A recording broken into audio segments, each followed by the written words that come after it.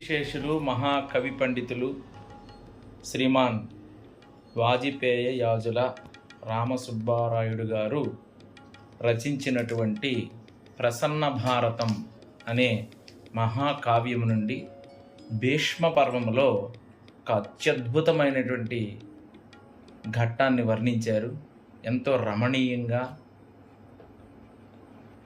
భగవద్గీతలో కృష్ణ పరమాత్మ ద్వారా భీష్మ పర్వంలో చెప్పినటువంటి విషయాన్ని తెలుగులో ఎంతో అద్భుతంగా అనువదించి ఆ యదా యదా హి ధర్మస్య గ్లానిర్భవతి భారత అభ్యుత్థానమధర్మస్య తదాత్మానం సృజామ్యహం అనే ఒక అత్యద్భుతమైనటువంటి శ్లోకాన్ని ఎటువంటి హుందాతనానికి తగ్గకుండా ఆ శ్లోకం యొక్క భావ గాంభీర్యాన్ని ఒలకపోస్తూ తెలుగులో అత్యద్భుతంగా రాసినటువంటి ఈ పద్యాన్ని మీకు వినిపిస్తున్నాను.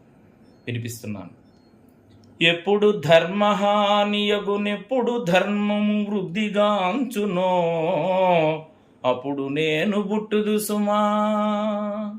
చూడండి ఎంత చక్కగా యదా యదా హి ధర్మస్య గ్లానిర్భవతి భారత.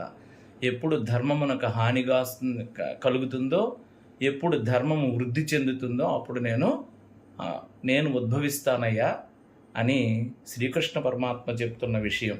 ఎప్పుడు ధర్మహానియగునెప్పుడు ధర్మము వృద్ధిగాంచునో అప్పుడు నేను బుట్టుదు సుమా. జగమందొక దేహదారి ఈ ప్రపంచాన్ని ఉద్ధరించడానికి దేహదారి రామావతారంలో కానీ, కృష్ణావతారంలో కానీ, బౌద్ధావతారంలో కానీ నేను దేహధారినే ధరించి వస్తానయ్యా అని భీష్ముడికి చెప్తున్నాడు.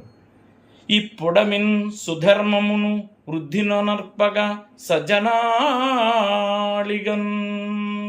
ఈ భూమినందు సుధర్మము అంటే మంచి ధర్మము వృద్ధి చెందాలనేటువంటి ఒక ఆకాంక్షతో నేను అవతార పురుషుడిగా వస్తానయ్యా అని శ్రీకృష్ణ పరమాత్మ తప్పక కాచి దుష్టులను దండన సేయగా పాండునందన. ఓ పాండునందనుడా, నేను ధర్మాన్ని వృద్ధి చేయడానికి, దుష్టులను శిక్షించడానికి ప్రతి యుగమునందు ఒక అవతార పురుషుడిగా పిలుస్తున్నానని భగవద్గీతలో ఎలా చెప్పాడో అంత చక్కగా కూడా ఈ కవివర్యుడు కీర్తిశేషుడు సుబ్బారాయుడు గారు ఎంతో చక్కగా హృద్యంగా రాశారు. ఈ పద్యాన్ని మీకు అందిస్తున్నాం, అందరూ ఆనందించండి.